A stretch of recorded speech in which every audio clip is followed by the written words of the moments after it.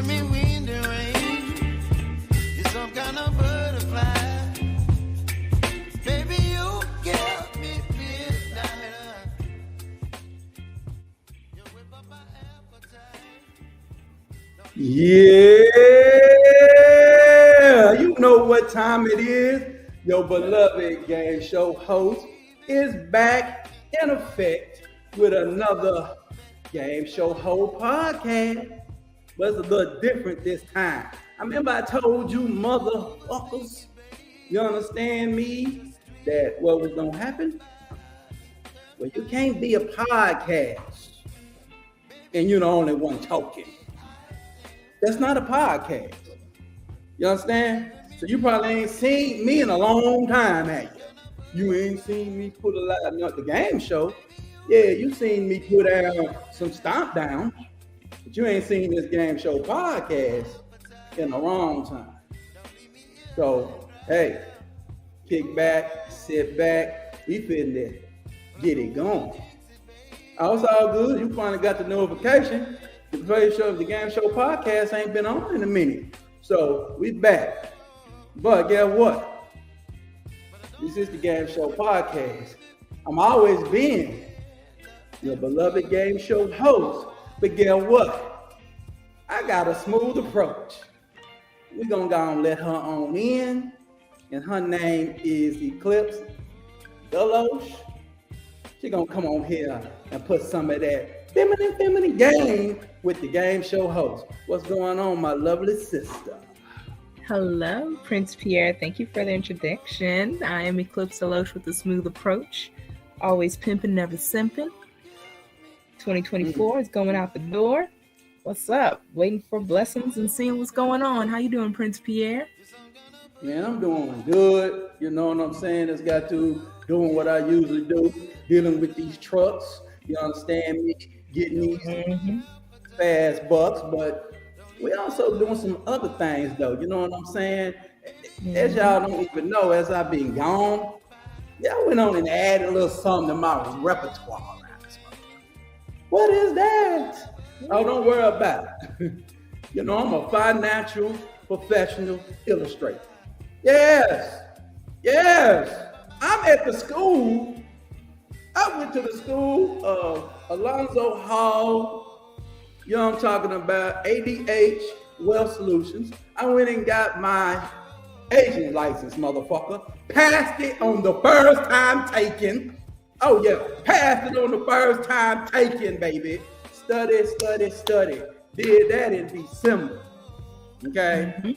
Got my license January the 12th. Now, I did all my Reg BI and all my AMLs and all my fixing to give you fake suckers hell. Yes, that's what we come to do. But, you know, hey, I ain't been around in a long time, but it ain't about me. I also got a lovely co-host. Yeah, Mr. Lowe's, tell us all these a little bit about yourself. You know, where you come from. A little bit about you. Thank you. A little bit about me. I'm not your conventional sister. I am more of I'm your chocolate covered Hillary Banks, a little bit on the bougie side. I've traveled a little bit. I served my country. But you bad though. Huh? But you bad though, ain't you? I think I like to think I'm okay. I like to think I could turn a couple heads, you know. Yeah. I'm not. Shout out to Sheed in the chat, man. Y'all got on and share it out, let everybody know we rocking and rolling though. Thank you, Shade. We here. Thank you.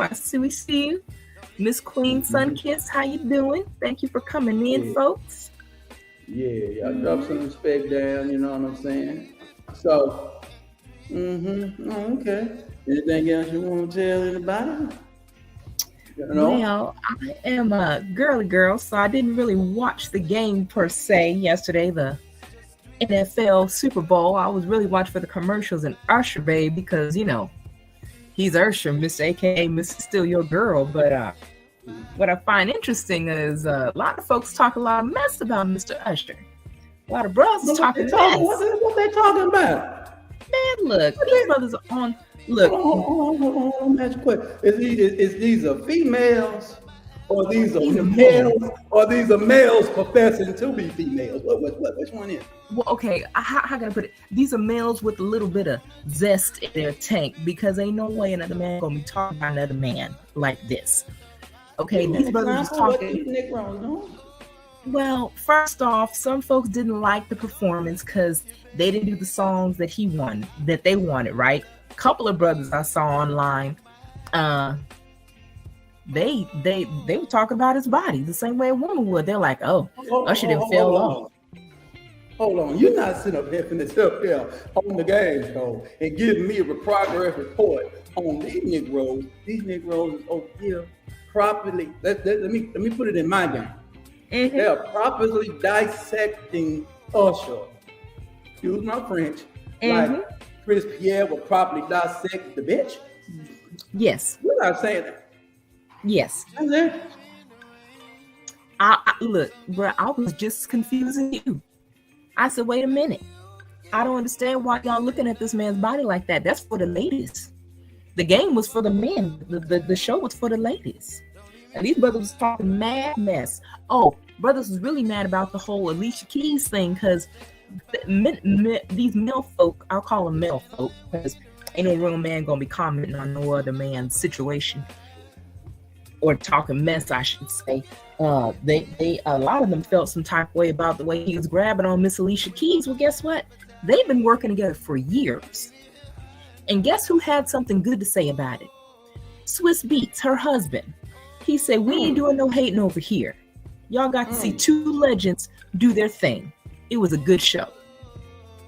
Now, if her husband is... Hold on. Let me ask you a couple questions. Let me say this. Okay. So, you telling me, because I watched the game. I seen Usher. You know, I'm a man, so let me put it how I supposed to. I hear these songs Usher be playing, Love in the Club, Confessions, and all that stuff. Mm-hmm. I'm thinking about the women that I was confessing to. I was thinking about the love in the club when I was over there slapping on asses and shut the DJ down. I mean, these are supposed to be references of your game, sir. It's not supposed to be references of his game. The song, the music is he's an R&B singer. We map bitches to this shit. You know what I'm saying? Yeah. We undress women to this stuff. Exactly. Okay, even R. Kelly. Okay, we know R. Kelly is R. Kelly. But his music come on. It's time to do some bumping and grinding. It's time you remind me of the G. And let me ride it. You remind me of, you know. What we doing? Hey, singing MS Run Strike Me. But what we talking about? So you telling me that these modern Negroes is all on the internet talking like the audiences in Beyonce concerts? Yeah. Oh, we'll get to that. We'll get to Beyonce and them, okay? We'll get to that. But let's talk about this Usher baby. And Mrs. Queen Sunkiss, yes, ma'am, you right. Them Negroes is gay. They gotta be, because why some man worried about what another man doing with the woman that's not even his woman? I don't understand that. As a woman who loves men, black men on my love language, I love y'all so much.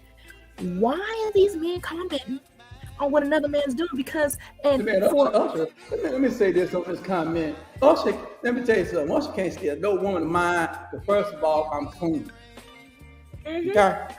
Right. It ain't been to be no DVDs running around taking whatever Chris got on his elbow. Please, let's stop. It ain't happening. All he gonna do is sing his little song and just get the woman ready for the P. Prince Pierre. You understand? He ain't getting me ready for nothing he got going on. But you got it. Go ahead, sister. You say that. Right. But actually, here's how I see it as a woman. In a woman's mind. When we hear Usher, when we hear Tank, Chris Brown, the men who can sing and swoon back in the day, Luther Vandross, for a woman, see, a smart man, here's what a smart man's going to do. A smart man's going to use that to his advantage. He's going to be like, oh, a real man's going to be like, oh, she in the mood. Okay, a real man's going to want to be in her vicinity when she's in the mood. Half the work is done. She in the mood. That's all that song is for. That's all Usher. Think about it. When men take their women to these concerts, men want to see their woman happy, and y'all want to go home happy with her. Right. We finna get some. Yeah, we finna get. Hey. Yeah. That's why we had the Isley Brothers playing in the car. That's why we had, but boy, Anthony Hamilton playing in the car. Exactly. And then I turn, that's when you turn on some of that Evelyn Champagne King in the car. You niggas ain't got no game. You over here critiquing the R&B when you supposed to be sitting back letting the R&B do what it do, so you can go on and do what you supposed to do. Finesse and fillet the lady. You niggas doing all kind of other shit. You niggas stick to football, man. You know what I'm saying? Yeah. Stick to breaking football down, man. We don't get on the information tight lines and the internet and break down men. Yeah, Usher. Okay, Alicia Keys.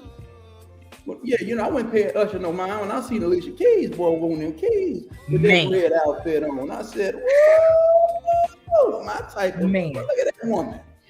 Well, I love the woman, man. Thank you. Look, I'm gonna give you a quick story right quick. That's equivalent to that back in the day when Usher was going on. Remember I told you this? There used to be a club called Club Dream. Yep. Every Friday night, you can talk about them, but they ain't around no more. This back in 1997, about 2004. 2000, yep. Okay?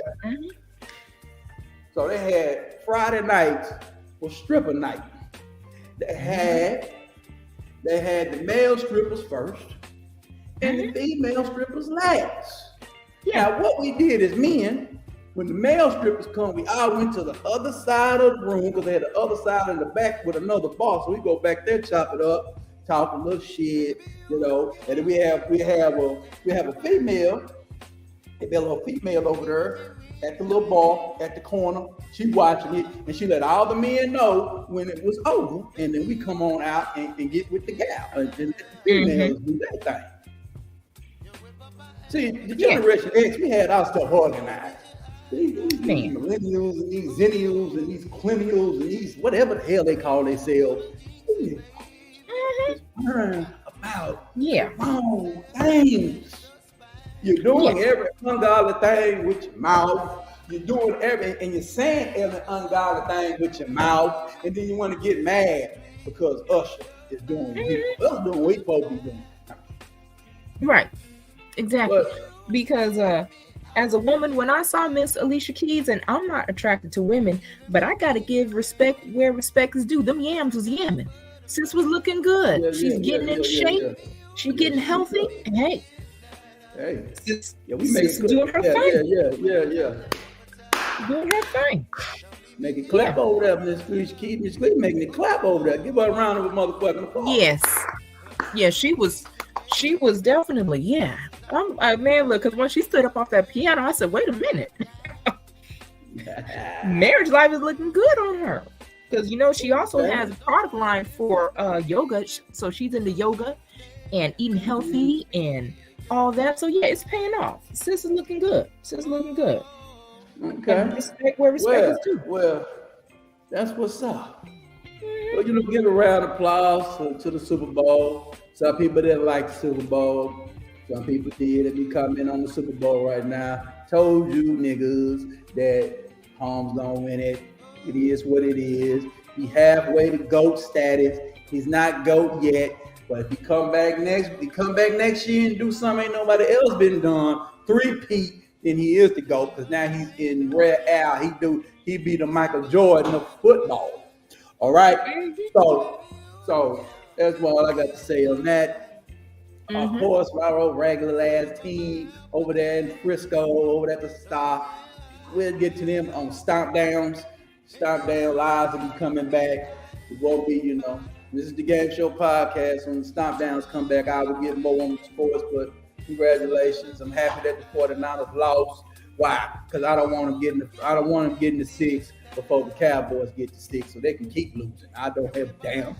Saying me, you niggas ain't won shit in 30 years. about your participation trophy. You ain't won in 30. Dallas ain't won in 27. You ain't won in 30, motherfucker. Now, but I digress. Now it's time to get into the show and into the topic we're talking about on this particular night. Okay, I would love to do this show early in the week, but we got busy schedules. So we sit back and let the Super Bowl marinate. Our shows usually will most likely come on Sundays. That's really the schedule. Okay, we just did this show today because I know you niggas are Super Bowl out. So they talk about it all effing day. I listen to it all effing day. Niggas over there talking about the bitch. That's what them niggas over there talking about now. So hate to say it like that, but that's what the niggas doing. And hey, all I got to say on this before I get into it. The people, the brothers that I know, the brothers I talk to, brothers I kick it with, they have the same exact mindset I have. You know, they are high side a little bit. They're like, hey, you need to get off a woman like that. But they're like, we understand. Usher is Usher. So he's an entertainer. He sells the sex appeal. You know, that's R&B. But because hip hop is monolithic, the music industry, we know nothing about R&B. You young niggas don't know nothing about it, so that's your fucking problem. It's not mine. We didn't kill R&B. We try to keep it alive. Y'all the one went on let them folks monolithic y'all ass like that. But let's get on into the topic. Today's topic on the Game Show Podcast is no more talk. Monique, should it be no more talk on this particular subject? These are the questions. This is the question we're gonna ask, and we have a series of other questions that are sub to this topic. Now we all know what happened last Wednesday, right? Pre-Super Bowl hustle, pre-Super Bowl hype, right? Monique came out there in the club and told Club Shay Shay, you know what I'm saying? Which stands for Shannon Sharp, by the way. While y'all niggas is I'm getting into that later. I get in that a little later. Y'all niggas put homosexuality on everything. You niggas make me sick with this. The pause every goddamn thing. I digress. But she goes on the show last week and she tells the story that she's been telling since 2011. Okay? I'm gonna pose a question to my lovely co-host with the smooth approach, the Clips Deloach. Yes, sir. When you see this title, No More Talk, you know, the little addition right there above my logo right there. So a little apostrophe right there. I might need to pull that down so you niggas can see it. But yeah. What's your thoughts on Monique initially? When you hear Monique, what first came to your mind? The first thing that comes to my mind is a Black woman who has earned a lot of accolades and she had to get it out the mud. What do I mean by out the mud? Nowadays, you can go online, create your own content, create your own brand. You can do that not really out the mud, but you can create your own audience. Back in the day when artists had to be artists, when they had to really act, dance, sing, be funny, be smart, be coordinated, she's an old school artist. She's smart, she's funny, she's raw.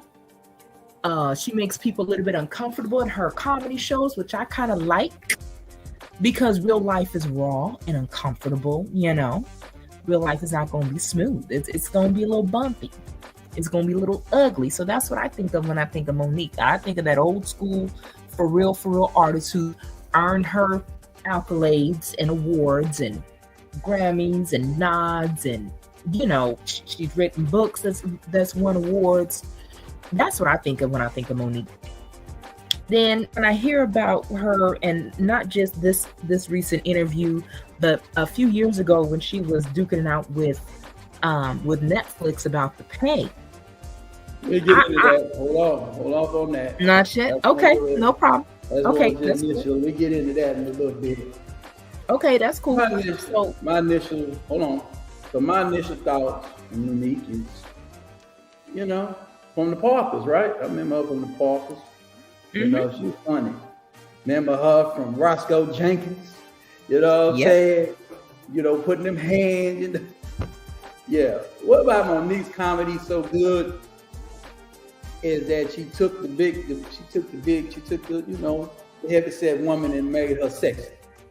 You know, Parkers was funny because I went watch some old Parkers and shit. I used to watch the Parkers nigga. I watched the Parkers, nigga. I was watching UPN, nigga. I don't know what you niggas on. I was a UPN watcher. I was so watching the WB. That's right, the WB. Anybody said they weren't watching, you a Generation X or millennial, and you wasn't, you know what I'm saying, watching that, you a lie. You was watching Moesha. Stop it. Which the Parkers came off a spinoff of Moesha, by the way. Yes. Now we remember I remember Moesha. I remember not Moesha. I remember Monique before that. I remember her when she did a thing called Baps. Not Baps, it was another one. It wasn't Baps. I forgot what it was called. It was a little roaster. It was a little roaster show they had on there. It wasn't called Baps. Yeah, they did. Roaster. She did the powdered milk. Yeah. Yeah. She did the powdered milk on there. Yeah, that's when she came out there. So yeah. And so that's when I remember the first time I saw her, but yeah, she was funny. It was funny. Yes, you're correct. She was very funny. And then when she turns around and does drama, the girl can act. She don't look like the same Monique to me. She really puts in the work in anything that she does. She puts that work in. You're gonna get 125%. You want her glammed up, like you said, on the Parkers. That I don't care what no one says. Parkers was funny. That shit was funny as heck to me. She was sexy and confident. With her some little Professor Ogilvy. Oh, she loved him on that show. That was just perfect. That was just perfect. That man. Right. Ogilvy wasn't gonna do nothing, boy. Oh boy, yeah, that was funny though. Yeah, I turned to watch that the other night. I said, "We watch old Monique back in the day." And they had like the little old insult clips or whatever. That shit was funny. Oh yeah, so that's the first initial thing of Monique. So let's move over into the infamous part that she had, which was Precious, right? It made its debut November 2009. It is. She played that role, and I mean, honest to me, I couldn't watch that movie. I didn't have the stomach for it. I don't have a stomach for nothing. I ain't have a stomach for it. That's all. But it really wasn't a bad movie. I didn't have the stomach for it. You understand? It wasn't my type of movie. Okay. Yeah. So there's no diss to her. Okay, I ain't gonna fault her for playing a role. That's an acting role. She only got $50,000 in play, and she had a promotion contract that promoted domestically. Okay. Correct. So, my question would start right here. See if it pull up. Hold on, let me get my things together because I might be on the thing. What I was gonna ask you, let me pull it up. Keep standing in the underground. Okay, let me see. Can I find it? There it go. So, let me see if it pull up. Okay. So, Monique. So the question I want to ask is total question for the person. This is a sub question.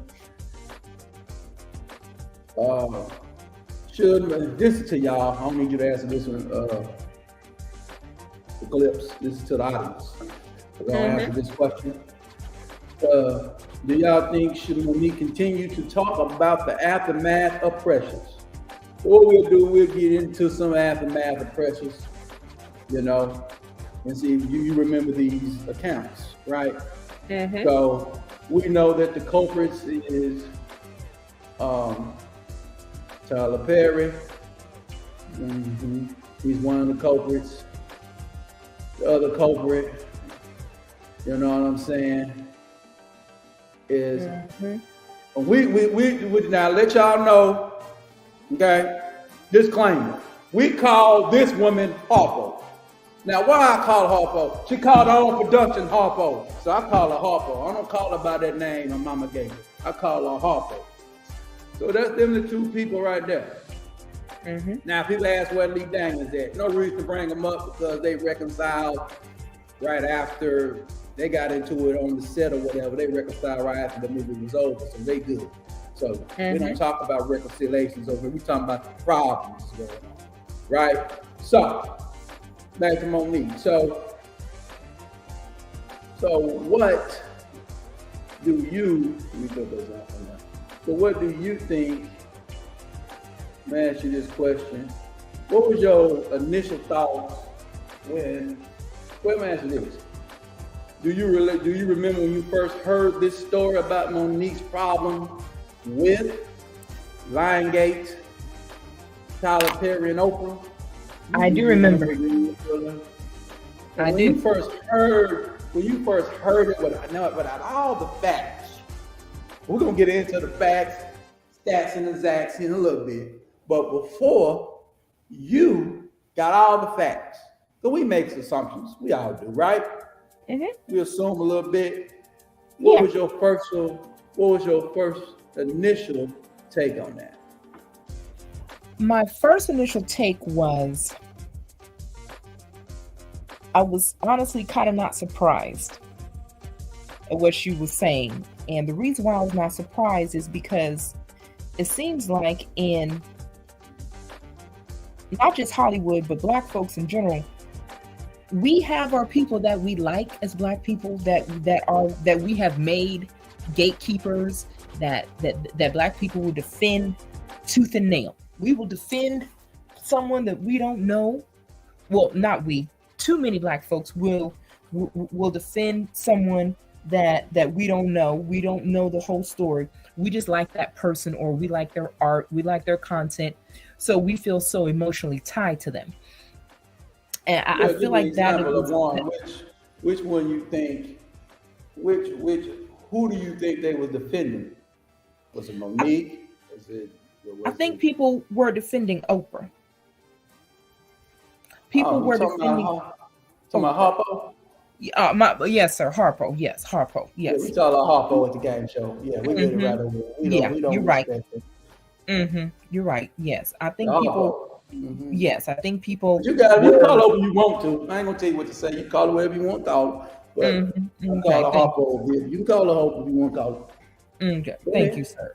But anyway, yeah. So I feel like people were defending her because she was such a household name for so long, and we were so proud of her doing her quote unquote journalism work. But and I say quote unquote journalism work because I work with a lady who is an actual journalist for the AP, NBC, ABC back in the day. And she said when Oprah got on the scene, she did not do her own investigating work. She did not want to go out on the scene and go put in the work. She looked good and she's smart. You know, she knew how to finesse it and package it in a way that people like, but they did not respect her in that category of journalism. She's a good talk show host. She's a good networker. But as far as journalism is concerned, they really did not respect her in that aspect. So when it comes to her show, I really feel like people were really defending her because, like I said, she was a household name for many years. We liked her show. We liked the way it made us feel as Black women, as me as a young girl. I'd break my neck to come home so I can watch Oprah. I remember the theme songs, but I feel like too many of us were really defending Oprah just because we're familiar with her. So so basically saying that from 1985, from fall of 1985 to the fall of 2013, in my area, in Dallas-Fort Worth area, Oprah came on at 4 p.m. Central Standard Time on channel MNFN8 in the Metroplex. Mm-hmm. Now, you put that on your plate wherever the hell you from, okay? Mm-hmm. Now, how do I know that? It is what it is. It was on. She had Michael Jordan on the damn show. She had Bernie on the show. She had Eddie on the show. So those pitch would get she would get everybody to watch her. I didn't like Oprah. Michael Jordan on the show, I'm watching. I want to hear what Michael Jordan got to say. But she had the books though. She had the books. Oh yeah. And then she parlayed that into what we know today, which she parlayed that into the Oprah network. And she found out real quick that white folks don't want to see you every day. They like you at 1 hour. They wanted a niggerist for 1 hour. Okay? So then she went over here to OWN. And I ain't gonna lie, I watched OWN. But I'm gonna tell you what I watched. I watched the Sweetie Pies and Dion's Family Playbook. You see how it works? So she's very smart to how to get people to watch her show, right? Oh yeah. I'm gonna see how Dion raising his sons. So like when I'm seeing what Dion doing with his sons today, I already know it because I was watching that in my old relationship back in the day. Yeah. You know, so yeah. So let's ask you this question. Let's get right on into it though, because when Monique was on Club Shay Shay, now we want to know, why did you, Harpo, tell Monique? Why didn't you tell Monique you had her mama on the show? Why did she tell me? What now? When you think of that, her brother. Now she said her brother. She knew about the brother, but why? Because she called him up. Remember, she called her up, and she told Harpo called Monique up and told her that the brother was on the show. She said, I don't care about the brother. Do what you do. So why? But she said, but why didn't you, Harpo, tell Monique you had her mother on your show? This question to the audience out here now. Question to everybody. So you can put in the comments how you want to do it. Why she didn't tell her? Next question to you. See, that is, to me, the $1 million question. So she had everybody else on the show but Monique, talking about Monique. Yeah, she never had Monique on the show. No, she was trying to get Monique to come on the show. Monique wouldn't have no part of it because it was about her, about all the mess she went through with her brother, serially molesting her as a young girl. You know, so she didn't want no part of it. But remember, Monique said if she knew her mother was on the show, she would have shut that shit down. Because he said, how low down can you get? Right. You know? But she thought, and this was right after the pressure situation. Right when she was getting ready to get her award, she pulled this on her. See, all this is happening right during the same time. Now, I'm gonna give y'all this documented timeline. This is from 2010 when the show, when the movie aired. Then 2011, it went to Cannes. And he won, I think she won her, at the end of that, when it came out, then after it got its clinically acclaimness, so you could say it came out in the end of 2010, so all of 2011. So you can say around about summer of 2011, that's when the Cannes wanted it. That's when, and then understand in the fall is when Harpo tried to put that show down on her. Well, she did. She aired that show. So why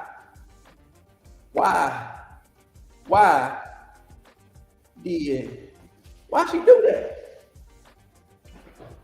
Why Oprah gonna sit up in there and do that woman that you executive produced on that show, on that movie? Why are you gonna do Monique this way? She owned her own production company called Harpo Productions, so you can't say the white folks made her do it. She make her own decisions over the Oprah. So why did Oprah make this decision? That's to you and the audience. You know. Miss Queen Sunkiss said, "Do it matter?" and she can have whoever she wants on the show. You're correct. She can have whoever she wants on the show. However, comma, when you're dealing with people and you're making the money and the moves that you're making, you cannot afford to burn bridges. This is business. Well, that's right. And respect. It's business and respect. Because I've known people that I really didn't really click with personally, but professionally, we're great. We work together great. Perfect team. We ain't friends. But business, hey, we can do business all day long. It's all good. Then I know people that I'm really good friends with, but we can't do business together. But you know, we all have a place and space in our life. But the thing is, when you're dealing with folks in the same arena, like for me, my arena was military. There was a lot of people I did not like, but I had to do business with them. I had to watch what I said, watch my face, watch how I conducted myself, because you never know when you're going to need somebody or when someone's going to need you. And I don't mean in a financial way, but you never know when you might need that person to come through. They might have a connect for you. They may have some knowledge, and at the very best, they're going to have some wisdom. And we need to be able to remember that it's not just about, oh, well, it's her show. Yeah, well, at what point do you stop burning bridges? At what point do you stop bending over backwards to make someone else look bad? Let me answer her question in the game show way. So, she needed Monique to play. She said she didn't need Monique. I'm trying to answer it in the right way because I think everybody knows the history. But we'll make like you don't know it, right? But I assume everybody knows the history. Mm-hmm. So they worked together. There was Oprah and Tyler Perry were executive producers on Precious. Now we know what executive producer don't mean shit. You just put a little cash down and you get your name on the damn credits to make the motherfucker go far, right? Mm-hmm. So this all stems from the bullshit when Monique didn't want to go to Cannes, which was over there in France. She didn't want to go. Now, I'm going to have to skip a little bit. We're going to go back when we get on Tyler Perry motherfucking ass. Okay? So, she talked with her. She thought Oprah was a good woman, a genuine person, right? Mm-hmm. Well, we're gonna have to do don't worry about it. We're gonna have to do a whole show on Harpo. We're gonna have to break Harpo all the way down. I'm gonna chill out. I know some of y'all love Harpo. That's right, Harpo. Yeah. See, she told Monique. Harpo told that man to beat Monique. Allegedly, I'm playing, but for real. I'm gonna quit playing. But for real, it's business. You don't go get her family, my nigga. Oprah didn't need to get her family. Oprah was an institution of daytime television institution in 2011. Are you kidding me? She need to go over there and do that woman that way. Mm-hmm. And then you're gonna do a black woman that way. Mm-hmm. A woman that got sexually assaulted by her brother. And you're going to bring this mess out, make this woman relive this, even though, yes, she played a character that was doing the thing. That's probably why she didn't want to go to Cannes and shit, because she didn't want to keep talking about that disgusting character. Let's be real. That character that Monique displayed was disgusting. Okay? I'm not into that one. I'm just saying. So what are we talking about? So Oprah just do niggas any kind of motherfucking way. Just go get families and just do them and open wounds that this woman that healed herself from. And now she got to go deal with this mess again.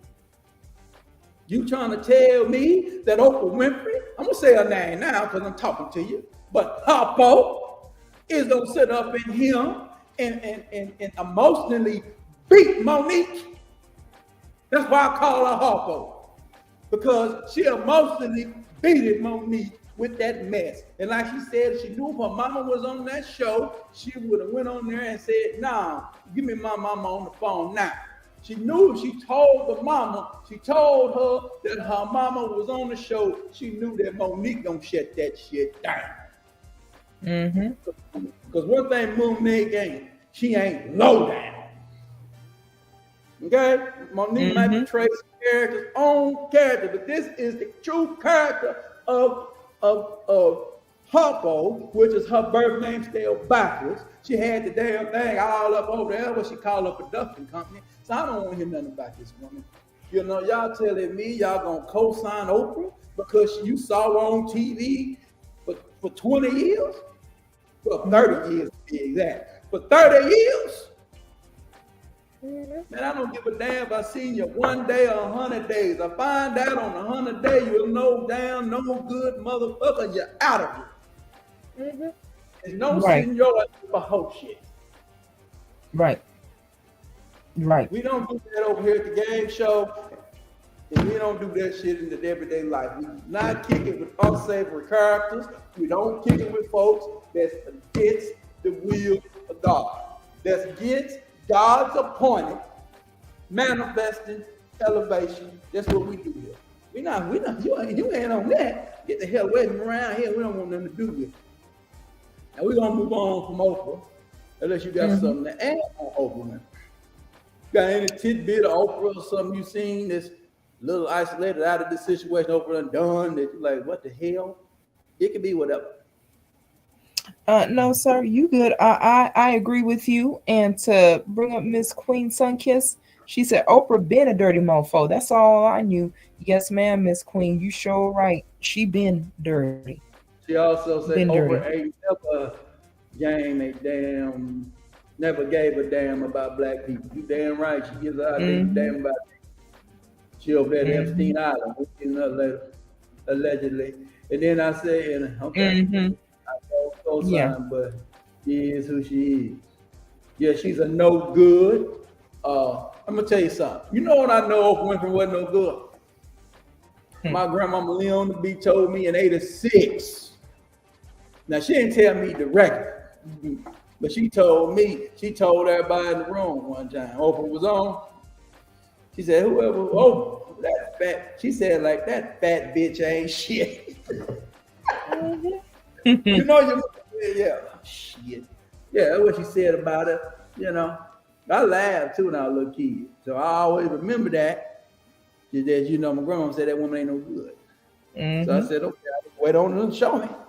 Now, while I was looking forward to show me, I don't look for nothing these motherfuckers do. You gonna bring it to my attention anyway, you no good motherfucker. Let's go. We're gonna go on, move on. Now, Monique said this about Tyler Perry. Now, my question is, now, you remember this situation with Tyler Perry? I do. You remember when Tyler Perry, now Monique had an interview, I think it was on the Breakfast Club, with Charlamagne the Fraud. And I see, yeah. And Monique even gave a shout out to the Breakfast Club because Jess Hilarious done went over there and set an order over there. You hear about that? I did hear that she's on that show permanently. Yeah, but she done brought order to that show. Order good. Yeah, because she checked them niggas on that Monique shit. Monique said it on Club Shay Shay. But they ain't here to talk about the Breakfast Club. What shit they pumping up them. They pumping up that I forgot. They're the Biden Club. That's what they are. They're the Joe Biden Club. They Joe Biden breakfast. They love him. Well, hold up. You the who? The Joe Biden Club. Oh, yeah, that's right. Yeah, because Joe Biden went on there talking about if you don't vote for me, then you ain't black, nigga. Yeah, I remember I told niggas on YouTube. I said not on YouTube, but on Facebook. I went live and instantly live. I can go put it up now, but I don't feel like doing all that work. Listen, I said, Joe Biden need to be done with you niggas. You shouldn't go nowhere near no folk.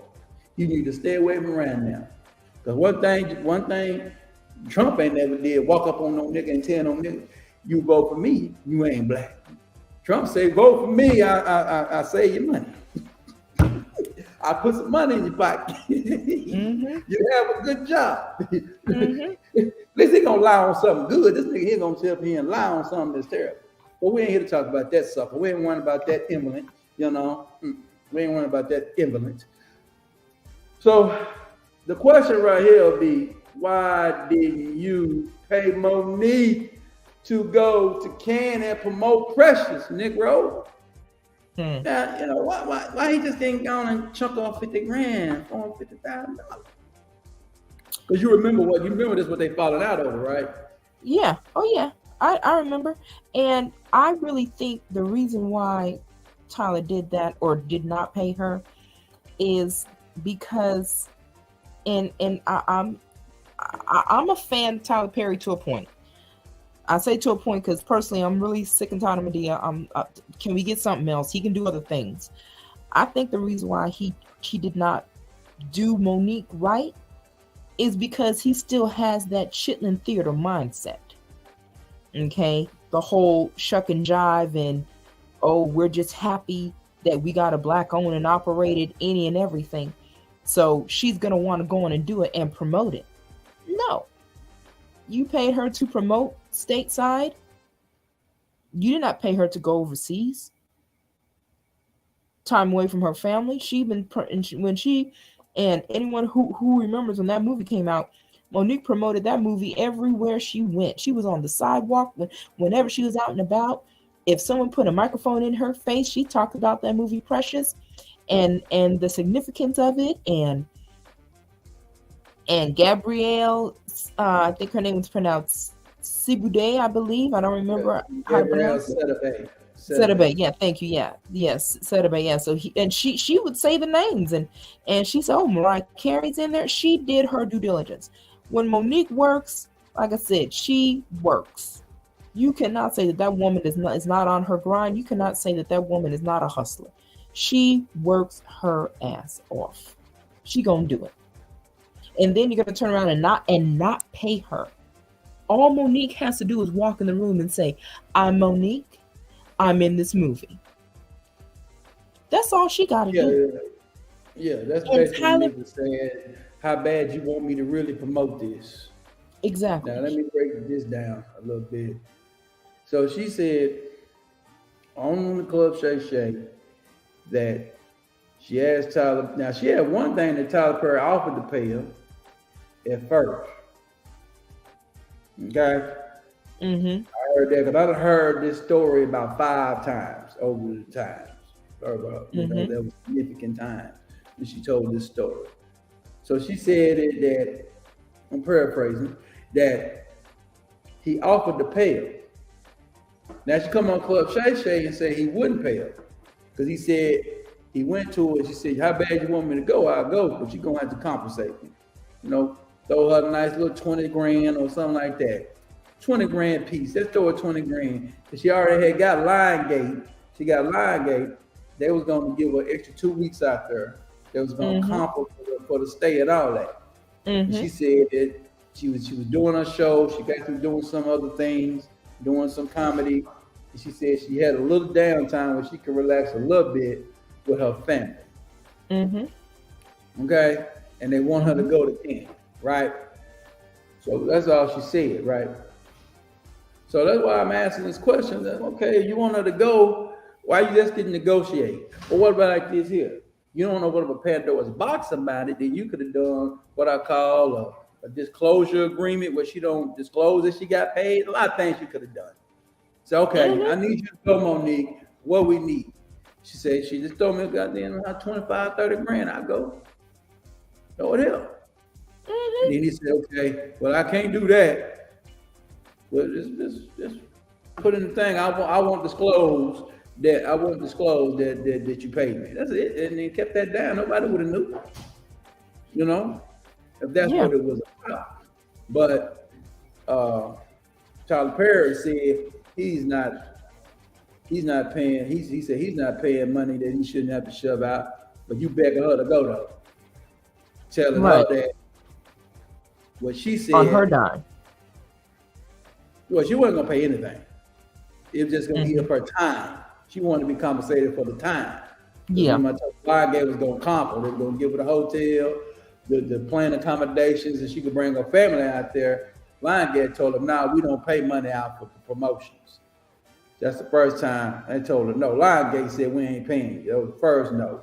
They went and got Tyler, and they also got Oprah too, but they got Tyler, the ass. And then Tyler went in the ass, and that's when he said he thought about it. And then he thought about it. I ain't paying you nothing. I just need you to go, because if you go, you'll get $3 to $4 to $5 million more for your next movies. Okay, Tyler Perry, did you offer her any movies? Absolutely no. You're not putting none of your shit. Mm-hmm. You're gonna make that kind of goddamn. Okay, you ain't gonna pay her, so you just say, okay, I next movie, I give you $3 to $4 million for the next right. movie. So exactly. Whatever you put in and put in there, and pay her $2 to $3 million, whatever the hell. It might be, it might be a small part or whatever. Yeah. So that's my take on that situation. You want anything to add on to that? On that Tyler Perry? On why he being a dirty good mud? Before I go, I got some Yeah, I do. I think that Tyler he's a very shrewd businessman, which is not a bad thing, but I also feel like you said, he went on and paid her. He should have paid her out of his pocket. Like I said, because she is who she is. Her name carries weight.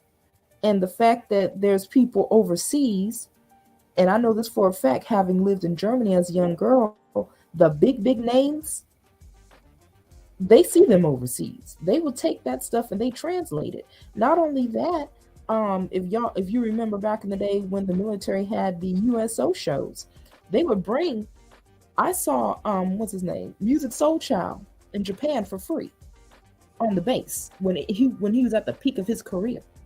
He came to perform for free. So the way I see it is, it's a principality of making sure that she's paid and respected, because her name carries weight. Okay, the fact that you can go overseas and you can say Mo Nique and they know who she is, or better yet, if you are a Black woman and you look like her, that's what they see. And Tyler knows that. So I think that he should have paid her. Got more promo work out of it, because she's a big name. And like you said, the whole NDA, that would have been a good idea, because most of the time they don't always talk about how much they make for these gigs. They don't always talk about that. Because if you want the movie to promote it, if she go over there, that can make you money. That's the point. She said, throw me something in, because she knows it's going to go promote to make you more money. So why you can't throw me a jug, my nigga? Throw me 10% of what you gonna get, nigga. Exactly. You're gonna make another $2 million. She probably won't really 1% of it. So you could have threw her a quick 20 or 35, quick 25, 30 grand or 50 grand right quick, and she would have been cool. Then would have been a good look, and then they would have been promoting. We won't be talking about this shit today. Because that's what Black folks, that's the problem. That's the problem with us. We won't even take care of us on some fuck shit. When you got money like that, man, you don't pay, man. You don't give money to bullshit. You don't pay for bad. But I'm not gonna sit up in here, man. And I say, hey, Eclipse, I need you to go out here and promote the game show for me. You know what I'm saying? She's like, okay, I got comping. I got hotel accommodation is comped up. And then what you gonna say? Just Me? for a scenario. Yeah. I'll be like, okay, but what's the money looking like? Usually I don't pay that. You understand me? I'm gonna say that against you. Usually I don't really pay for promotion like that. I'm gonna comp you, but I do need you to go, and I really don't need you out. So what are you looking for though?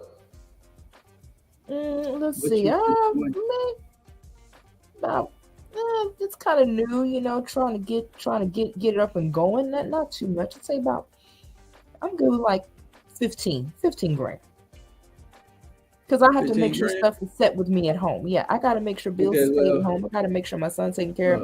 I have to make sure my life is situated. Because if you want me to promote your show and be 100% on the money, happy, bubbly, giddy, Afro popping, butterfly in the afro. When people see me, they know whom and what they see me as, and I have a specific look, and I rock it very well, and that's what's going to be tied. That's what's going to be in their memory.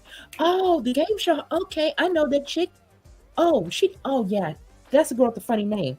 Oh yeah, I'ma listen because I know who's Okay. gonna bring it in. But hold on. I don't need this information out though.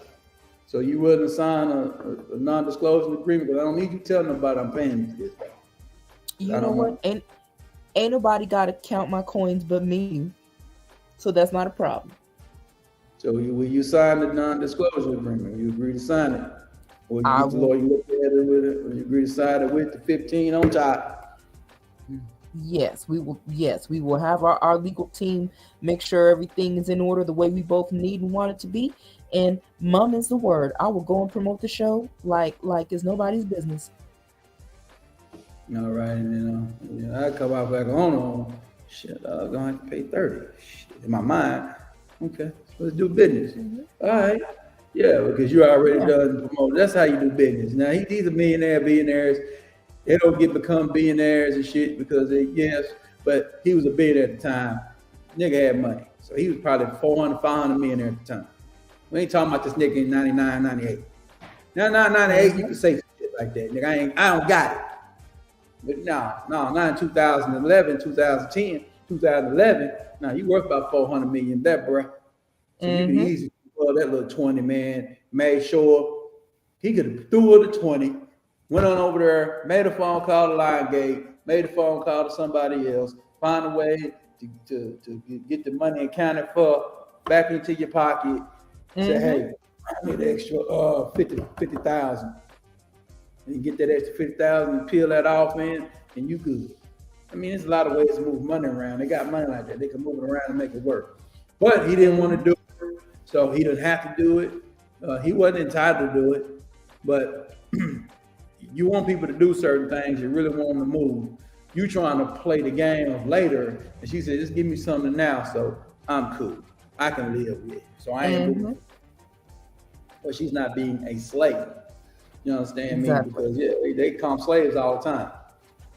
You know, so comping don't mean you get paid. You just get taken care of and shit, fed everything. So you wanted some money. You wanted to be compensated for it, and I don't blame you. But we'll move on from the Tyler Perry, and we'll get in to this other nigga.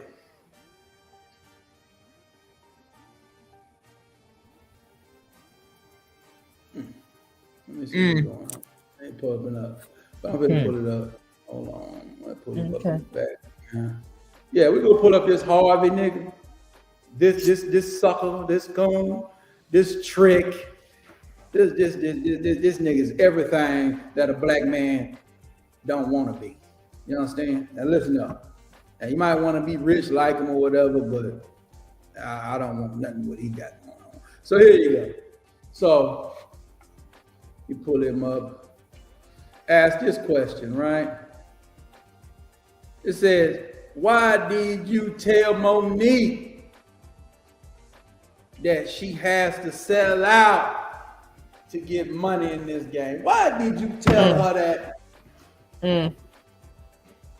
Question to the audience too. Why is Steve Harvey telling her to sell her soul for the jelly roll? That's what he told her on her show. Told her on the show. Y'all should already seen this shit. I'm not playing it. You should already see this is old news. There ain't no new. So y'all should know. Y'all put in the comments. Tell me.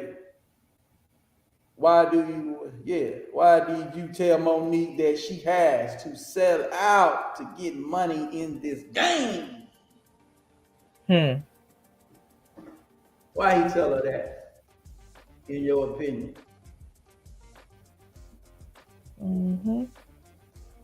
Now I'm asking you a question, direct question. Eclipse. Why did he do that? Oh man. Ooh, child, where do I start? A part of me feels like because he had to sell out. He had to sell out. He had to do something that he didn't like or that he didn't want to do or something. Because there's no way you're going to tell someone to sell out or to sit down and shut, or in the military, in the Air Force, they would tell us to shut up and color. How you going to tell this woman to shut up and color? How you going to tell her to basically be grateful that you're here? You're doing so well. She had all these accolades before he was even really big. Okay? She had all that. Why does she have to shush and dull her shine for somebody else? I really think it's because he had to sell out in some way, shape, form, or another. Sell out to me is different than compromise. A compromise, you can come to an agreement. Someone has to give a little, someone has to take a little. Some things are, you're not going to get 100% of what you want, but you can at least get some of it, and then the other person can get some of what they want. To me, that's a compromise. A sellout? No. Why are you going to tell this woman who is amazing actor, amazing ideas, impromptu, amazing, a woman who can make everybody laugh with truth and honesty? How? Why? Because he had to sell out at some point. There's no way. And see, what that tells me is he has no respect for her. He has no respect for her at all. And we know he don't have no respect for himself. Oh, that shit this nigga do. You know? How he tried to do Bernie Mac and shit, trying to split his roles on the movie, and them people over there at Oceans told him, man, thank you, but no thank you. Let me say this why he told her that, because like you say, he's a sellout ass nigga. He'd do anything for a dollar bill. You know what I'm saying? Because Mo Nique told him, it's the money game, but nah, baby, it's the integrity game first. We stand on integrity first. And a woman is standing on integrity more than a man. Nigga, you a hoe. Nigga, you a snail. Nigga, you beneath my shoe. Nigga, you a bottom of my shoe. Nigga, you a gumshoe ass nigga. That's what he is. He gumshoe. Nigga, the gum under my motherfucking shoe. Nigga, hoe. Nigga, you gonna stand for something, nigga. Ain't nobody finna sit up there and set any motherfucking thing, you know.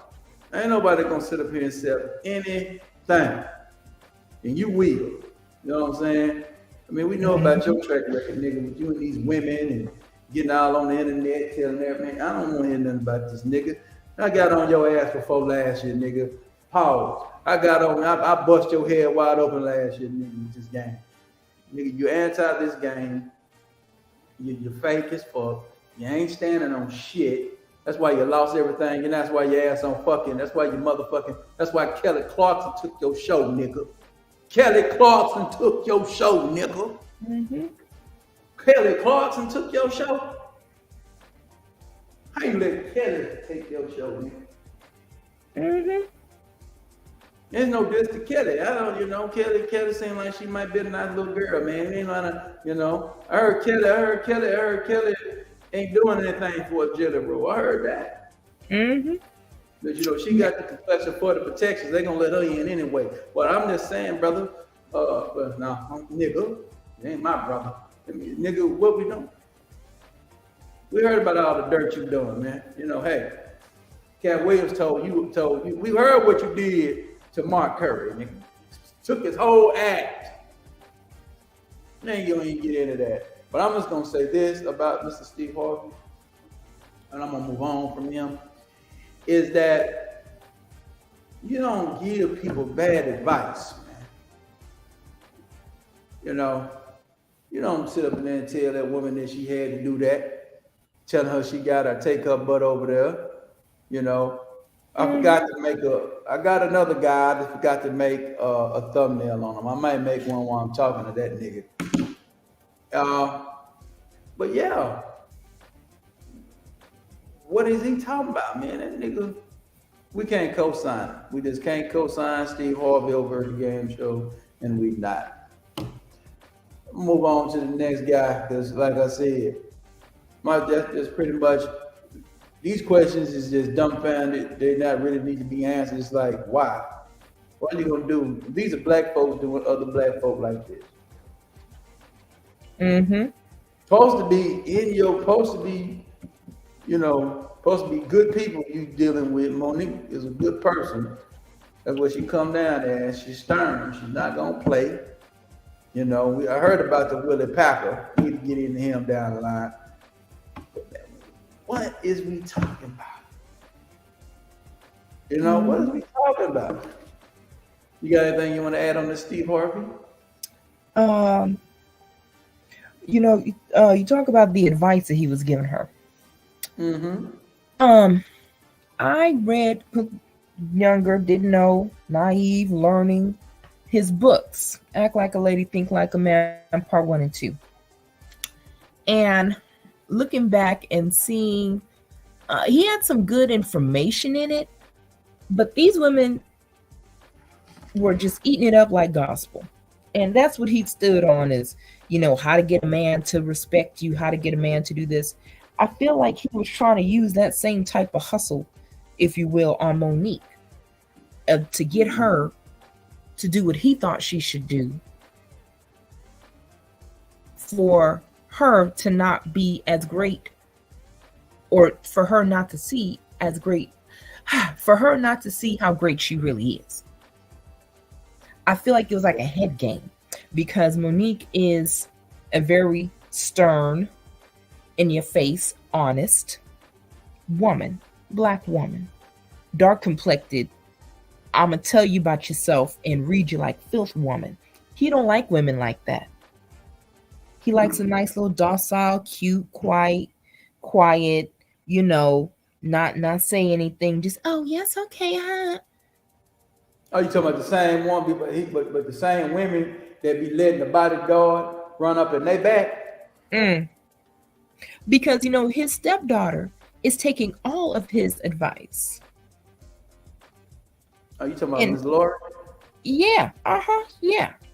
Because she's just like her mom. Because, he likes, and if you look at each one of his wives, all very smart, beautiful women. And his current wife, Marjorie, very pretty woman, smart. I mean, her last 2 husbands were very suspicious, breaking the law type people. And right. Steve is a country boy, and there's nothing wrong with that. He's a country boy, but he likes that city life. He likes that hustle and bustle of the city. He likes that vibe, that energy, and that's what his wife gives him. That vibe, that city life, that, but she's very demure and very docile, and I'm just going to sit here and look pretty and not say anything. But Monique is not the type of woman. I notice the way he communicates and talks and speaks to women on his show. When he had his show, when you see his body language and everything, it's completely different, depending on, dare I say, who he deems is pretty enough to be in the spotlight. Because I feel like if it were Angela Bassett saying the same things, the same stories, I don't think that he would have gave her that messed up advice. I don't think he would have. So because he gives advice to the person. He don't have his overall philosophy. He just have a tailored philosophy to the person. Exactly. I feel like he would probably have given someone like Angela Bassett's the advice that he would give another man, because I noticed that men will give advice depending on the situation, depending on who's asking. Because I've had men give me some messed up advice and I'm like, yeah, that don't make sense. I was like, oh, okay, sure, whatever, thanks, dude. And I didn't follow that advice because it didn't sound right. But then they want to turn around and tell somebody complete opposite. And I feel like he's one of them dudes that, like, he's going to tell you what he thinks you need to hear based on what he thinks and what he feels about you. Not what the game is, not what honesty is, not what right is.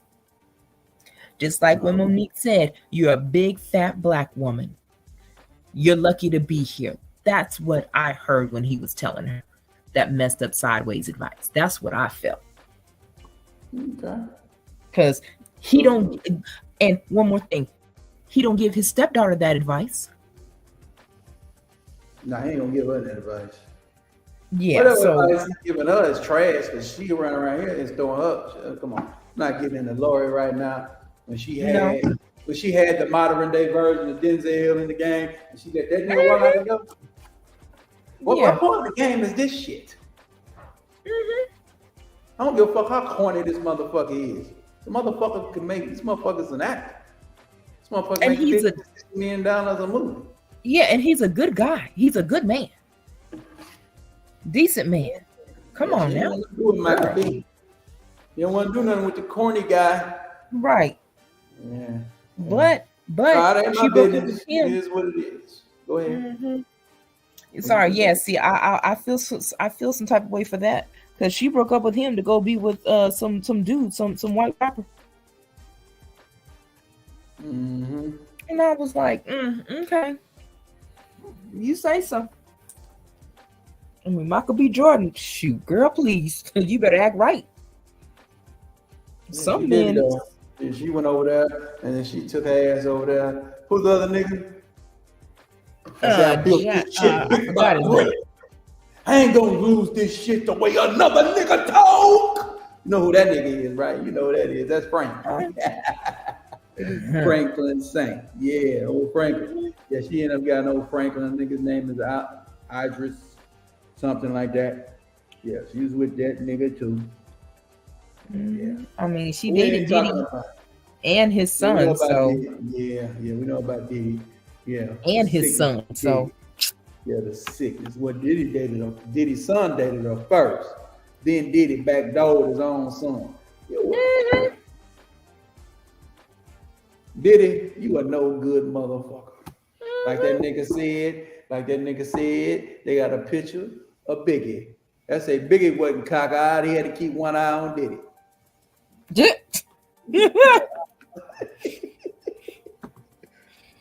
Yeah. When I was on the trips, when I was on Diddy. Yeah, he said he wasn't cockeyed. He had one eye on Diddy at all times.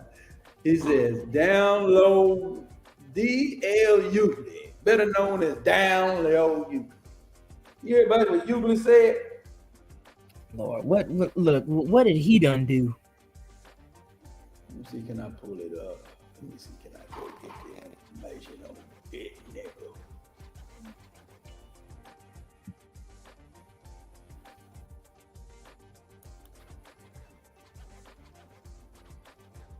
Hold it. What is your question, sir? I'm gonna pull it up right now. Let me stop. Okay. I was doing something.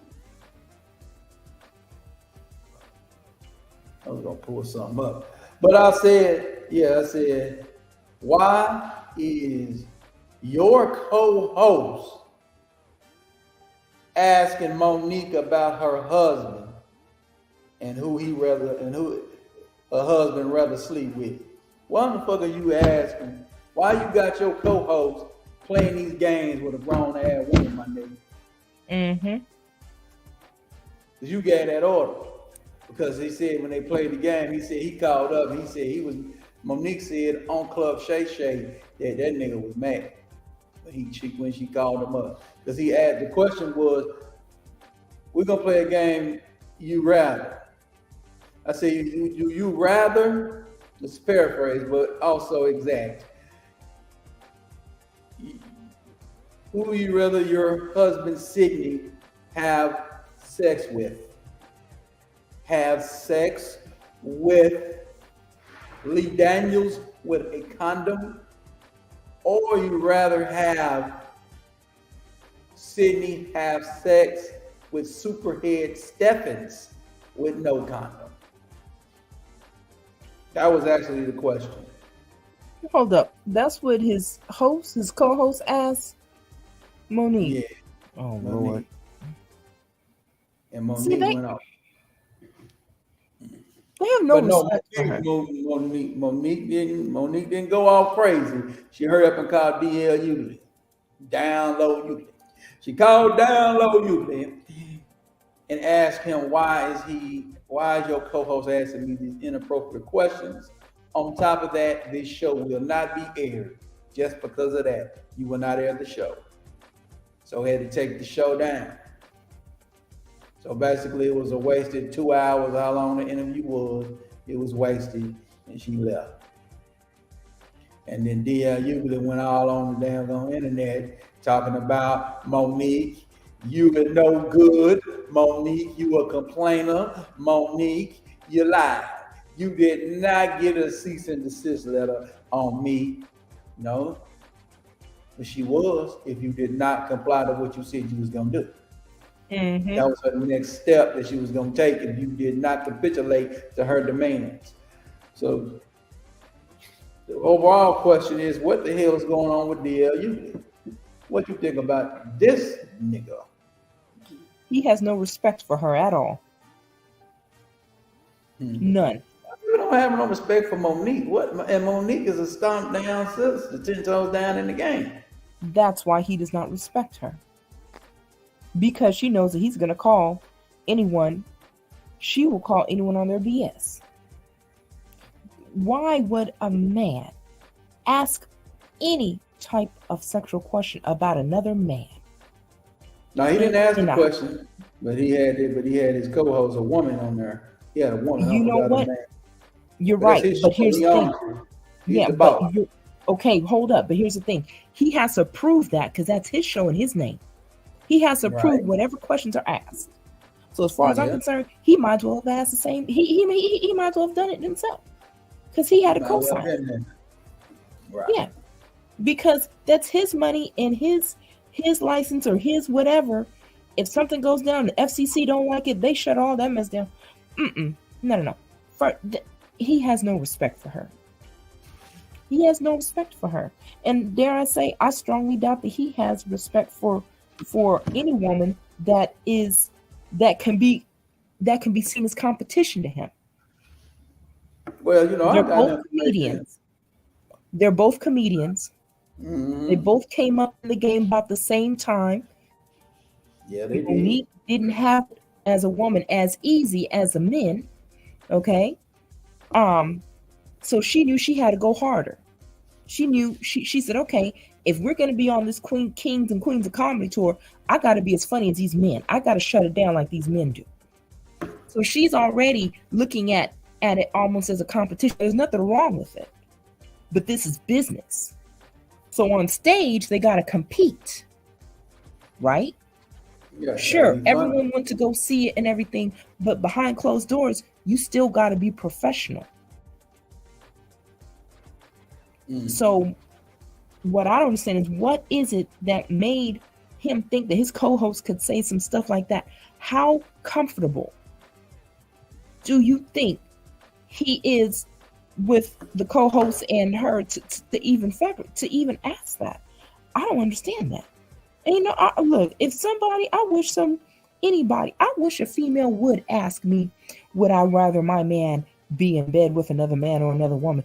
First off, you're not going to be asking me nothing about bedroom business. That's what's, especially if someone that I'm dealing with currently. Oh, hell no. You don't get to know how that jelly roll. No. You don't get to know that. Because see, when women talk about intimacy and privacy like that, the mother females who listening, they're trying to scoop in and take that man because they want what she got. And it's not because he's all that good. They just don't want her to have it. He knew what he was doing. He knew what he was doing when he okayed it. Ain't no way he did not okay them questions. Ain't no way. So and hold on, one more thing. The fact that Monique has so much respect for her husband, because she talks about how she had to, how he helped her mature and be more calm in life and doing business and letting him lead. Man, she has a lot of respect for her husband. And now you're gonna come and ask a messed up question like that to disrespect him? I take issue with any woman, especially a woman, that is encouraging disrespect of her man. I don't like that. She ain't to be trusted. She ain't part of the sister code. Sorry. I don't care. The only time I've really had to say something about any of my homegirls or female friends, significant others, is when it came to actual abuse. Other than that, I don't talk about it. It's not my business. Some things I don't think we don't need to be talking about stuff like that in mixed company. If we're not talking about it on a medical level, if we're not talking about it on a growing level or learning or something, no, nope, mm-mm. She was out of line, and DL Hughley was out of line because he knew that those questions were going to be asked. You cannot tell me that he did not. He had to okay them. He had to okay those questions. Mm-mm. Very out of line. Very out of line. Mm-mm. Okay. So, as I'm sitting here thinking of that situation about D.L. Hughley, I mean, D.L. Hughley is known to go on stages and talk about his wife performing anal sex on his wife in his comedy. Mm-hmm. That's what I remember that. Huh? I said, yeah, that's what he be doing. Mm-hmm. And we both Yeah. and respect D.L. Hughley comedy. Everybody know in the Kings of Comedy that you was actually the worst comic on there. To really be honest with you, as far as your comedy is concerned, you're the worst. People might say Steve is the next, but you're tied with Steve, nigga. And you know, and that's not a good thing when you're in the Steve category of comedy. Steve is a host, and nigga, you ain't shit, and I can't respect you. Yeah, usually you tried to come off and you come off with this race baiting comedy. It didn't go over well. So, you know, I can't really help you, sir. You know, you want to be political satire. You the comic of the left. Now, I don't care if you're a political satire guy, but you don't need to be on one side of the ledger. You need to be all. You need to be like George Carlin was. He shitted on all them motherfuckers. Mm-hmm. You know, you're not picking sides, telling the world that Donald Trump don't vote for him when he benefits your pocketbook, nigga. I don't need people telling me who to vote for, and I know who benefits your pocketbook, and I know who don't. I'm not really with that BS. I don't like niggas. You're disingenuous. That's being politically disingenuous to me. So I don't have nothing to do with that Negro at all. I'm on the game side. I'm not on no red or no blue side. I'm on the side of economic prosperity. So whoever is on the business of business that benefits business and benefits the people in the game I love, I will tip a hat to it and keep it moving. But everybody else, y'all can go to hell. So I don't need DL telling me nothing. DL is not the nigga. DL's never been that nigga. DL nigga, what he is DL is just a nigga. How about that? Mm-hmm. No, that's what y'all tell me though. That's what y'all tell me about him. But y'all keep rocking on with it, man. Y'all keep doing what y'all do. Y'all believe in these old sweetie pie ass niggas, you know, turncoats and sugarcoat ass niggas, you know. I can't co-sign, brother. I can't. But y'all go right ahead. Mm-hmm. Y'all go right ahead and co-sign. You know, y'all go right ahead and do it. And yes. So as we review these people, the top 4 guys, there's probably some more people I could have went and got. The Harveys, the Hugleys, the Harpos, the Tyler Perrys. Somebody tell me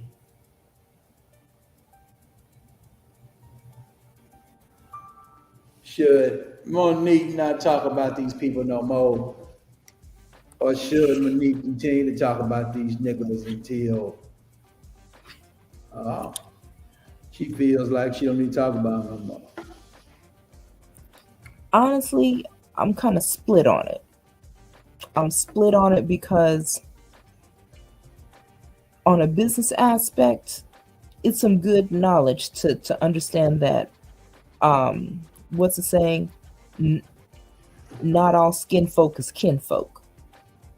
We need to be real about that. We need to, not everybody who looks like they're for you is really for you. Because the people who are really for you, they're not always going to be the ones up there with the pom poms cheering you on. They're going to be the ones standing behind you, holding you up, whispering in your ear, supporting you, guiding you, teaching you. Those are the people who are really for you. And Monique, as an actress, as a performer, I'm not in that field of world of profession, but I feel like if I were, I would trust her word because I feel like she's got something to say when she's telling these stories, something to say to these young actors and actresses, especially those of color. Be like, just look. Mm. Yes, these people can do A, B, C, D, and E. Yeah, they'll call you to work on their projects, but make sure you get your ducks in a row. Make sure your money ain't looking funny. Make sure you get your legal team, whatever you need to do. So if I were her, I would continue, at least in the private setting, in dealing with other young actors and actresses. Because who was it? The wonderful Prince, the performer Prince, when he saw a new performer, a new singer, a new songwriter starting to get into the game, he would go to them or he would call for them and he would mentor them. He wouldn't go and talk about it in the news or anything. He would just go and help these people out and teach them how not to get taken advantage of in this entertainment business game. Okay. Like, So so I feel like I feel like mentoring Monique is a sage, amazingly intelligent, talented, beautiful woman, and I feel like that tutelage would be great for these so do young you actors and feel actresses. so do you feel that Monique do you think Monique gave too much time to this though? You think this is something that should have been done in a couple of years, from like 2011, 2012, and shit this Mm, shit out and went on about her life? Or do you think, I think that she's gonna talk about it until she feels right. I go ahead? think that and I think that it's gonna take some time because she's gonna tell it in the setting that she needs to tell it in interviews and things of that nature. And I feel like with anything else in life, either you love it or you don't. And she's gonna she I feel like we all have the right to tell our story our way. Do I get sick and tired of hearing it? After Club Shay Shay, I don't think I need to hear it again because she really broke it down bit by bit on Club Shay Shay. She really broke it down. She had the time, she had the space, you know. So basically, Club Shay Shay should be the last interview she talk about it. If she do, she might touch on it, but she don't need to have no hold. She need to be talking about what she's doing now. Or she want to talk Um, about this, she want to roast, like the DL Euclides of the world, any, if new folk come in, yeah, roast their ass, you know. But the Tyler Perry's and I'm not giving these people passes. We know that these suckers are slums. We know this guy's a bitch. We know Harpo is a low down, dirty, no good motherfucker. We know mhm. that goddamn me, this nigga ain't never been shit. And we know this nigga been on the down low since inception. So it's no, my take on it is I think that she needs to move on from that. Uh, it ain't even about forgiving them. Move on from it, rise above it, and go get your money because all I will say about this situation, you did go on Club Shay Shay and said this situation cost you $30 million. Shouldn't only cost you the three. Shouldn't it cost you $30 million? You should have took this shit. And she ended up putting it she ended up putting it in special, but she should have put it in a special when it started. And went on that bitch and roast them niggas to death. But she was trying to probably work with the niggas or whatever. Ain't no working. You fuck over me, nigga, it's on. It's war. It's just war. And you feel like you can win the war, go to war with them. You know, and destroy it, you know. And if you can't destroy them, I don't know what to tell you to do. I ain't gonna tell Monique to not cow down. I would never tell Monique that. I tell Monique to stand 10 toes down, concentrated in your game. I ain't mad at you. But I will say this. I think taking 14 years out your life with this shit, I don't think that was wise. 3 years, if they do come up, these bitch ass niggas didn't run their mouth. If they want to talk that sucker shit, then yeah. Crucify them niggas. Let them niggas know that we do not play. What's up with it? What's up with it? What's up with it, man? Yeah, T boy, you know. I ain't been around, but I'll be back. Shit, I been chilling, man. Been chilling. Woo! Shit, the milk gone bad, baby. The milk gone bad. But it's all good. I'm gonna leave that with alone. I'm gonna let I respect you, brother. I ain't messing with that one. We all got something gonna get us one day. But listen up. What I was finna say, but yeah. You gotta be in the streets to know that shit. But yeah, so that's my take on Monique. I think that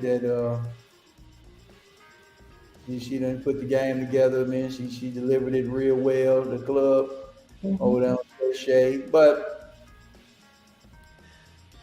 you know, we could do a little freestyle for another 10 minutes. I just want to ask your opinion on some freelance shit. And then we're gonna wrap this up. I'll come back with a monologue, with an interlogue in a minute. But I want to ask you this. You know, did you hear about what Club Shay Shay did? Let me see if I can go. Let me see, can I find this short though? Let me see. Oh Lord. So what I'm gonna do, I'm gonna ask you about it. I'm gonna see, can I get it? If I can't, I'll just move on.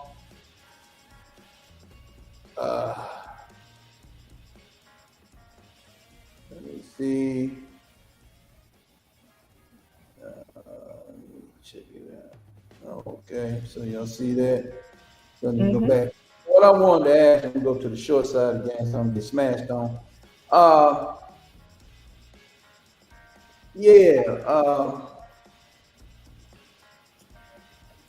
Did you hear about what Club, not Club, but Shannon Sharp said about Mike Epps? Oh, yeah, that he's gonna be putting hands on him, talking that smackle dackle. Yeah, so I think here it is right here.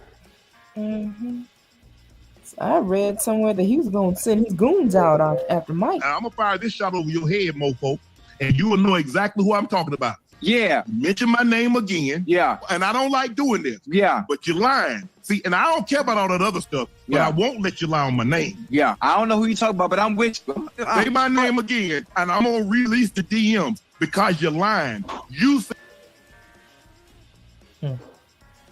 Oh, I don't want to buff on me. Said I reached out to you to come on Club Shake Shake, and you a mofo lie. Now, when I see you, I'm gonna see if you about that. Okay. I'm gonna see if you want to say what you've been saying on you trying to get some jokes because you got mad because Cat Williams did what he did. Say my name again. Be like Destiny Child and talk about say my name, and I got something for your ass. Okay, I'm lost, but I'm with you. Say your little joke, get your little laugh off, have fun, but just don't lie and said I said something when I didn't. Now, I'm gonna fire this. All right. So that's what he told the nigga Mike Epps. You know what he told it. Let me get that out of here. I don't want no shit. But yeah, that's what he told Mike Epps. Let me see if I find that Mike Epps clip though. I ain't done. Let me get the Mike Epps clip. See if I can find it. No, I'm gonna get it. Okay.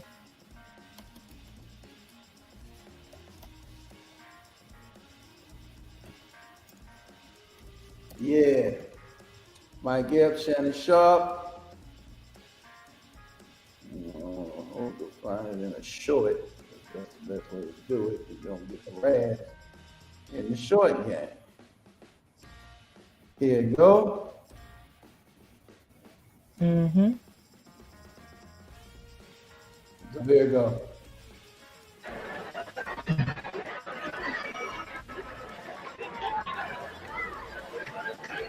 That nigga Shannon Sharp called me trying to do an interview. I said, no, Medea, I ain't doing no interview. So you can sit across from me and look at my balls. I'll sit down, nigga. Thought he was going to attack Cat, that nigga there. Nigga shit is called Shay Shay. The nigga's telling you.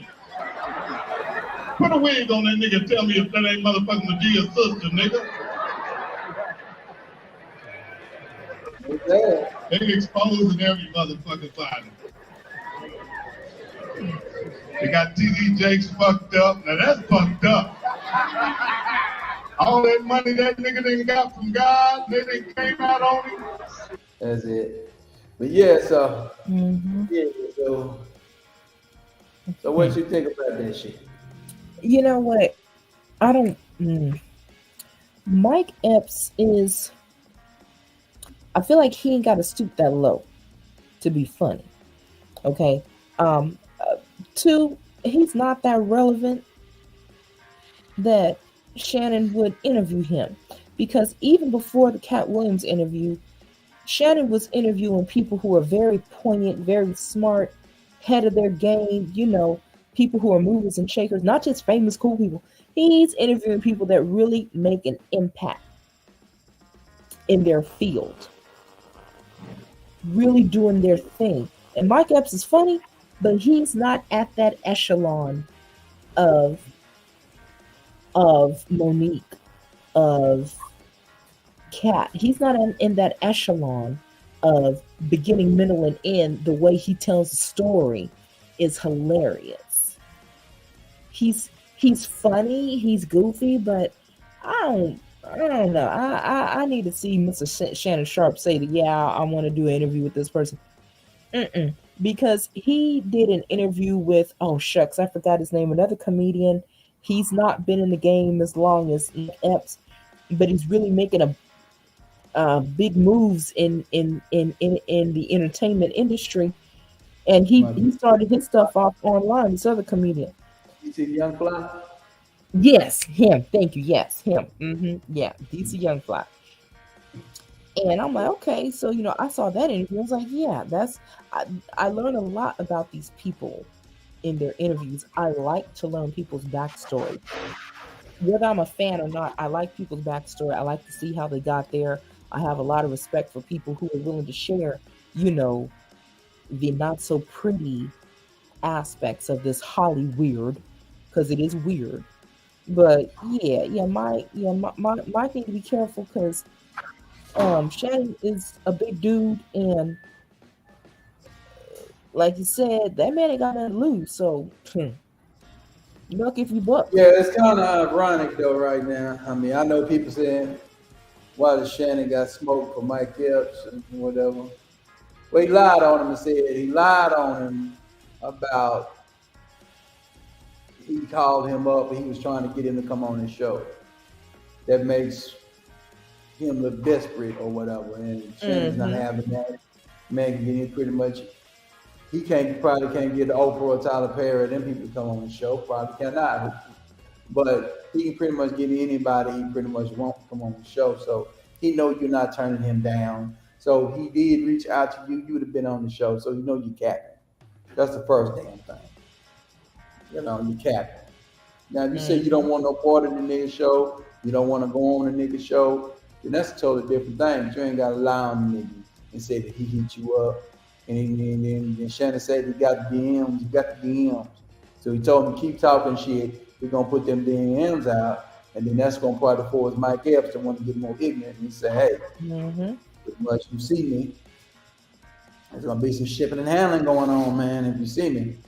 I said, damn, Shannon, what the fuck going on, man? What you want to beat the nigga up for? You know, I think he claimed it ain't the gay shit, but it's all of it though. It's all of it. It's all of it. Cause ain't no, it's all of it. You lied on him about it, then you put the gay shit behind him. Like I say, he ain't gonna chase a lie. But like I told people earlier, man, we'll find out tomorrow and see what Mr. Corey Hogan has to say about this, because Corey Hogan been calling Shannon out for a minute. So we're gonna see what he say, and then we're gonna see how Shannon responds to Corey Hogan. Yeah, so we over at the game show. We know who been talking big shit about you. We know that little Mike F talked a little shit and lied on you. We'll see what he said about that goddamn Corey Hogan though next week. When he come back with Nightcap probably end of this week.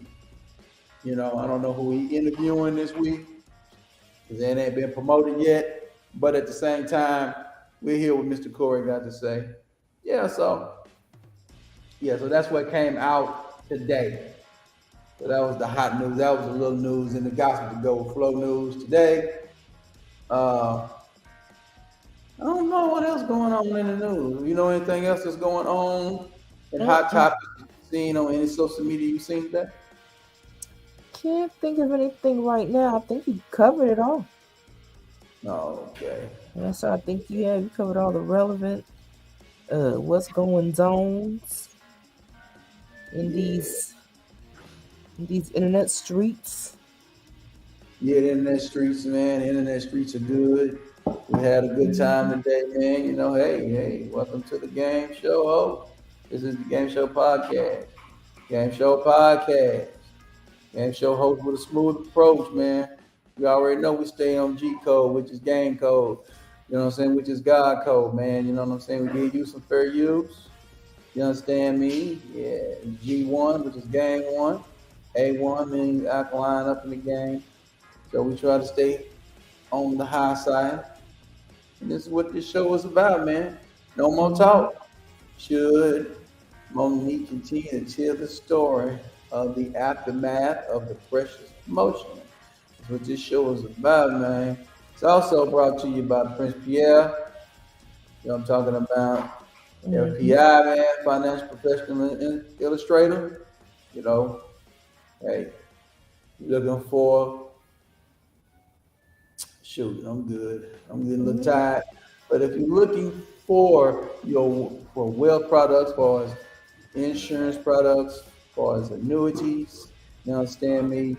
You can definitely hit me on my email, which you can find my email in the description box in the link. pfuncc@gmail.com. We can get you disability. That's disability insurance. We can also get you term. We can get you ROP, return of premium term. And we also can get you that universal life, which is y'all like to call infinite banking. You have time to have a life event benefit, alongside with your death benefit. It's very essential that us in the melanated community take advantage of what the Rothschilds played and all these other essential dominant white figures in American history using this insurance to guarantee generational wealth. And that's what we need to do. And especially you mothers with young children, there's a chance that your son gonna get his head blown off. Let's just keep it 100. So you definitely need to be looking to get your kid insurance policy.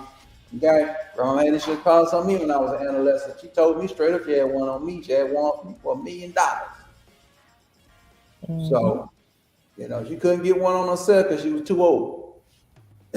So she told me that back then. She said, "Yeah, I tried to get one of them policies on me for $1 million, but I was too old. But I got one on you, nigga." So I'm just telling y'all, man, we got to be intelligent on what we own. We got to be stopped down on where we're going, and you have to be intelligent, because I understand that it is a black tax on us. But we got to understand on how to liberate and balance this black tax. That would be the next game show that will be coming up this Sunday with your beloved game show host, Prince Pierre, with a smooth approach, which is a Eclipse de la Loche. Understand me? And we're gonna do what we do. Okay? Y'all definitely look for the stomp downs coming this week. Back on here by myself. Probably do a live either tomorrow or Thursday. Why? Because I have to talk about this hypocrisy going on in Dallas. This bullshit. Bitch ass niggas on the internet. All at the motherfucking Cowboy. All at the Super Bowl in Vegas. Tricking with the nasty bitch. Doing all and snitching on the game. Telling everybody they about it. They ain't about shit. You know I got to break the whole ass niggas down. So we'll knock that out for a good 45 minutes to an hour on the live. Get in and get out on that. So, but Miss Eclipse, Yes. How did you feel about coming here doing the show with the beloved game show host? Says and does the fucking Mo. I like it. It's my first time doing something like this. I appreciate the opportunity, sir. Do not take it for granted. Anytime I can learn something new and benefit, and I can bring some light, insight, opinion to something, I'm game. I appreciate it. Thank you, Mr. Prince Pierre. Absolutely. And hey, y'all look out for her. She be coming with her own YouTube channel down the line. So she coming over here, co-host with me, practice, build up some information. We're gonna take some of this. We're gonna pretty much dissect it down during the week, make some shorts, and all kind of shit. So I gotta get to editing this shit. So that's what's up. Everybody good. You know, I'm gonna do all the work. All you gotta do come here and just talk and walk and make it do what it do. Walk that walk, you know. And hey, avatars will not be an everyday occurrence on this fucking show. We ain't scared to show ourselves, motherfucker. So don't you get this ass shit twisted, bitch ass nigga. The motherfucker's busy, motherfucking working. Nigga is not gonna do nothing but put the best out here. She ready. I'm over here looking struggling than a motherfucker. I ain't gonna put myself out here looking rough. Because you know I'm out here driving these trucks. I'm clean, but I'm just rough right now. Getting ready to come to the house, right, and get back on it. You know, and I be looking like that motherfucking nigga in that motherfucking avatar. Yes, indeed. I already look like him now. I just got a little roughness on my face. And I don't be fucking with it because I just don't. So, hey, hope everybody enjoyed tonight's show. You understand me? Hope everybody liked the little music we put down. You know, hope everybody liked the little bells and whistles we're trying to add to this podcast. And you know, I don't rob because I usually give them a 2, but I'm gonna rob you today. We got these topics out pretty quick. And before we go, let me put my song on. And man, we're gonna turn it up. And we're gonna turn it out, baby. And before I go, God bless y'all. Y'all have a good night. Hope y'all enjoyed last night. Getting fucked up and all the nasty ass movies and fucking tips and all the bullshit. Good night. We're ready to go. Next Sunday for another game show podcast. It's your beloved game show host with the Food Pro. We out. Bye. You whip up my appetite. Don't leave me here high and dry.